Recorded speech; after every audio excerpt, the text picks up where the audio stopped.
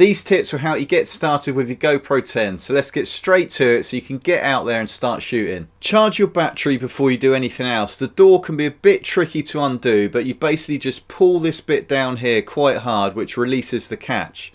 And you can remove the door by gently pulling it off here so it doesn't get in the way when you charge. Plug in the included USB-C cable here and then plug the other end into a USB plug. Put your micro SD card in here with the logo on the SD card facing the battery. Once it's charged and you first turn your camera on, you'll be prompted to update your camera. Download the GoPro Quick app, and when you've downloaded the app, click on the Add a Camera icon here and it will search for your camera and ask you if you want to pair it, and then you select the pair button. Just follow the on-screen instructions and it will prompt you every step of the way to update your camera. When you attach the included GoPro mount to the camera, make sure that the thumb screw is put on the opposite side of the battery door. Otherwise you won't be able to open your door easily. And when you attach the mount, make sure that you push down the rubber stopper to secure the mount in place. This is a good time to mention that the first accessory that I'd buy for the GoPro 10 is the tripod mount adapter. This will allow you to mount your GoPro to any other accessory with a 1/4 inch thread. You can remove your lens cover quite easily on the GoPro 10 with a simple twist, but only take this off if absolutely necessary because you want your lens protected at all times. And as an additional peculiar bonus tip, don't lick the lens. On previous GoPros you could lick the lens to stop water sticking to the lens when using it in water. This new lens design has a hydrophobic coating to repel water, which means you don't have to lick it. And in fact, if you do lick it, it will affect the coating's performance. As well as being the on button, this button on the side is also the mode button, and it enables you to change the shooting mode without having to touch the screen. For every press, it will scroll through a different mode. If the screen goes off while you're shooting, you simply tap it to bring it back to life. You can change how long the screen stays on for in the menu, so swipe down from the top and then across to Preferences, scroll down to Displays and then change the screensaver time here from 1 minute to 5 minutes, or change it to never switch off. I had a few occasions early on when my GoPro 10 froze, and if this does happen to you, then hold the on button in for around 10 to 20 seconds. And this will give you a good reset and your GoPro should come back to life. On the LCD screen you have a quick access button in the bottom right hand corner, and this can be changed to whatever feature you prefer from the menu. So to do that, you press and hold and you can then select from any feature listed, and you will then see that feature appear as a quick access icon in the bottom right hand corner of the screen. To change your shooting mode using the LCD screen, you can swipe between the 3 options at the top: photo on the right, video in the middle and time-lapse on the left.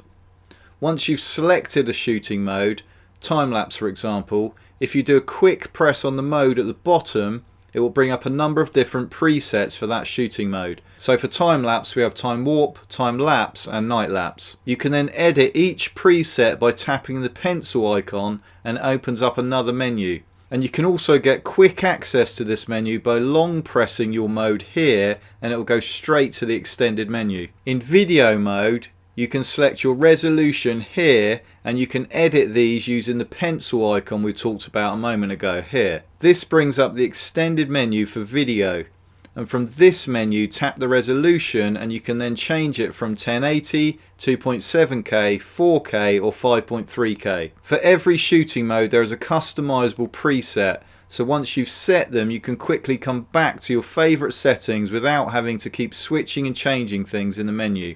And you can add more presets by selecting the plus icon. You can also change your frame rate here as well. And remember, the higher the resolution and the higher the frame rate, the more space you'll take up on your memory card. Once you've selected your resolution and frame rate settings, then tap the large number in the middle and the camera will go back to the main menu. And now press the arrow key to go back again. For slow motion filming you need to increase your frame rate to beyond 30 frames per second. So the higher the frame rate number, the slower the video. So the maximum frame rate, so the slowest video, is 240 frames per second, and this is available in both 1080 and 2.7K. You can change your field of view, so how wide the lens is, by selecting the W icon on the screen. You have the widest view, which is super view, and then wide, linear, linear plus horizon leveling, and then narrow, which is the narrowest view. All of these sizes are created digitally by cropping into the image. So wide and super view will give you a slight distortion and a fisheye type view, but you can see everything, so it's perfect for action style videos. And for less distortion and a more normal view, you'd select linear. Linear plus horizon leveling means that in this mode, if we rotate the camera, the horizon will stay straight. It does have its limits, and when we hit around 45 degrees, it then can't compensate anymore, and the horizon stops leveling. If you want to record in 9:16, which is portrait mode or vertical mode, you simply turn the camera right around this way, and then it will record everything vertically. And this is ideal for Instagram stories, TikTok, YouTube shorts, etc.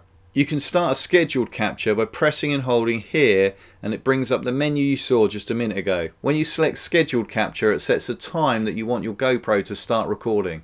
You can then change the duration of the recording here from 1 minute to 3 hours, or you can select no limit. You can then turn your GoPro off, and then it will turn itself on and start recording at the time that you set. To take a selfie or a group photo where the camera is out of reach, you can set a timer by swiping across at the top of the screen to select photo mode, and then long press here on the screen, scroll down to timer and set the timer to 3 or 10 seconds. Press the record button in photo mode and the camera will now count down so you can get into shot. You can make changes to your images using Pro Tunes in the same extended menu, so scroll down to it here. But the only feature I want to draw your attention to at this stage is the colour profile, and you can change that from natural to vibrant, and this will give your images that extra punch of colour. Hindsight Mode is another great feature that enables you to record things that have already happened. So go to the main extended menu, select Hindsight Mode, and then you can select 15 or 30 seconds. The camera will now continuously record into an internal buffer, and when you hit record, it will record the last 15 or 30 seconds that has already happened, and then it will continue recording. And this is great when you don't want to record unnecessary amounts of footage, but you know there's going to be a special moment, but you're not sure when it's going to happen. You can turn on quick capture mode by swiping down from the top of the screen and then selecting the rabbit icon here. Now when the camera is off and you press the record button, it will switch itself on and start recording straight away. If you want to use voice command to control your camera, then you can do that from the same menu here as well by selecting the head icon. And when this is selected, you can control the GoPro with the sound of your voice, and this is great when the camera is out of reach, such as being mounted on your helmet. GoPro start recording. GoPro stop recording. You can change what appears on your front camera screen by swiping down and selecting this icon here. You can switch between screen off, status only, which displays the menu graphics, actual screen, which shows what you're actually seeing on the rear screen, and then full screen, which is a zoomed in version.